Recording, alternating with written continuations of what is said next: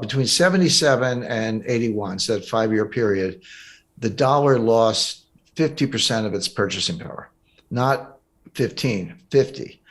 So the question is this the beginning of an inflationary surge where it's going to get even worse and it is going to last 5 years?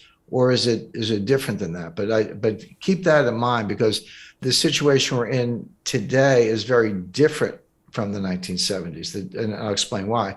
Jim Rickards said that the situation that we're in today is very different than in the 1970s. Inflation is red hot and the Federal Reserve has tried any possible way to cool it down, including raising the interest rates at the fastest rate in history. The Fed has been all out in this fight, but still, inflation won't come down. In fact, it will make inflation even higher by adding more cost to producing the goods and providing the services. The endgame is of course hyperinflation, and it's coming. As the inflation goes way too high, people will feel it directly. Many people will lose their jobs and the economy will go into recession. A simple example is, people used to fill up their trucks with only $75, but now it's almost double, it's $150. That's $75 that you don't spend on dinners, concerts, clothes, etc. So these guys' sales will go down and therefore they have to reduce their headcount. As these people lose their jobs, their buying power is also decreased because they don't have any money anymore. But perhaps everybody understands it. We don't need an Ivy League economist to tell us that inflation is high, because we feel it directly in our wallet. Jim Rickards will explain it to you in more detail. Everyone's concerned about inflation, but there's a big backstory there. But I always say when it comes to your own money, everybody has a PhD in economics. You don't need Larry Summers to tell you what's going on with your budget and your ability to feed your family or keep a roof over your head. So people get inflation. It's one of the reasons it's so politically toxic is because it's unavoidable. You can't fudge it. You can't spin it. It's like, hey, if I used to fill up my Ford F-150 truck for $50 and now it's $125, A, you get it. It's right in your face. And B, that's $75 that you don't have to take your spouse out to dinner, buy a new jacket or whatever. So there's kind of demand destruction at the same time you're spending more money on the one thing you can't do without. So people get it. But then from there, the question I get the most is, hey, Jim, is this going to cause a recession? Are we going to have a recession? And as recently as a few months ago, I would say, yeah, I think so. You can see it coming late this year, early next year. Now I say, we're in a recession. I mean, it's not coming. We're in it. We're in a recession today. Now, there's a lot of whistling past the graveyard. I mean, the stock market is still greatly overpriced. There's still the buy the dips mentality hasn't gone away. It's still there. You got people like Jim Cramer yelling, buy Netflix or whatever. And there's institutional support. There's momentum trading. Of course, 95% of the trading is by robots. So you got to reverse engineer the 27-year-olds from Bangladesh who don't get out much. They're the ones really writing these algorithms. So all that's going on. So we haven't really seen the market collapse, stock market collapse that I would expect in association with a severe recession has not happened yet. This is just going to play out. It'll get worse as the year goes on. If you listen to Michael Burry, Jeremy Grantham, Charlie Munger, these people have been around and they run, hundreds of billions.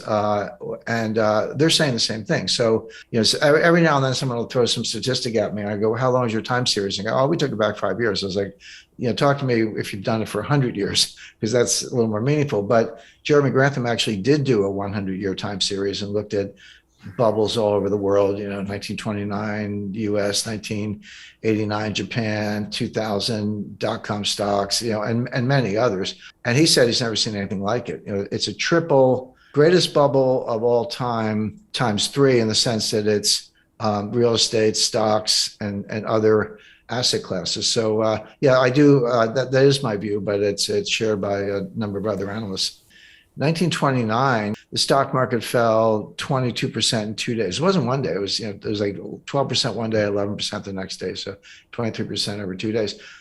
But that wasn't the crash. I mean, that was the beginning of the crash. This Dow Jones fell 82% from top to bottom. Now, it took 3 years. It bottomed in June 1932. Started in October 1929, so not quite 3 years. But that fell 82%. So yeah, we're down, NASDAQ's down close to 30%, down the S&P down over 20%. We're in bear market territory, but that's just the beginning. That's not what a full bear market, full market adjustment looks like in the face of the kind of recession that I expect. The 1929 stock market crash was the greatest bear market crash in history. Everything went down up to 11% or even 22% in one day. Fast forward to the 1980s, we have high inflation and the economy is in a recession.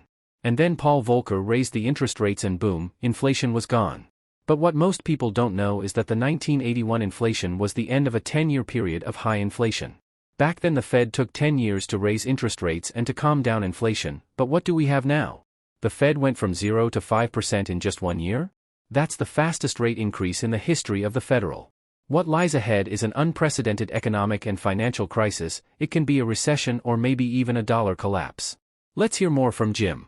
You're a little younger than I am, but I lived through it. I started my career in banking in 1976, and I remember my wife and I used to kid each other. She was in advertising, I was in banking, and the inflation was so bad, you'd get a raise every like 4 or 5 months, and you didn't have to ask. They would just give it to you because they knew that you were going to quit if they didn't keep up. So she would get a raise, and she was making more than I was at the time. So we'd go out to dinner, and then I would get a raise, and I was making more than she was. So we would just tease each other about that. But that's how it was. And the psychology was, if you needed a TV set or refrigerator, new car, whatever, you say, I better buy it now because the price is going to be higher. If I wait a month or 2 months, the price is going to run away from me. So it had huge behavioral effects. Of course, gold was, going to the moon. There was a lot going on at the time. But you're right when you say we're putting up inflation numbers today that are the highest in 40 years. That is correct. But I remind people, the inflation in 1981 was the end of a 10-year period of inflation. That was when Volcker finally got it under control. But you go back to 70, between 77 and 81, so that 5-year period, the dollar lost 50% of its purchasing power, not 15, 50. So the question is this the beginning of an inflationary surge where it's going to get even worse and it is going to last 5 years? Or is it different than that? But keep that in mind, because the situation we're in today is very different from the 1970s, and I'll explain why. I'll explain why right now, because in the 70s, it was triggered from the supply side with first the Arab oil embargo in 1973 as a result of the 1973 Arab-Israeli war, and then the price tripled, but it went from like $2 to $6. Okay. But percentage terms, that's a huge jump, but it was still $6.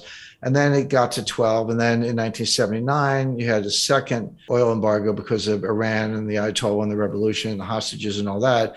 And then it went from kind of 12 to 20. So oil went up by a factor of 10 in the course of the late 70s because there's two different embargoes. So that's coming from the supply side. But what happened was, the other source of inflation is on the demand side. So you have what's called cost push inflation.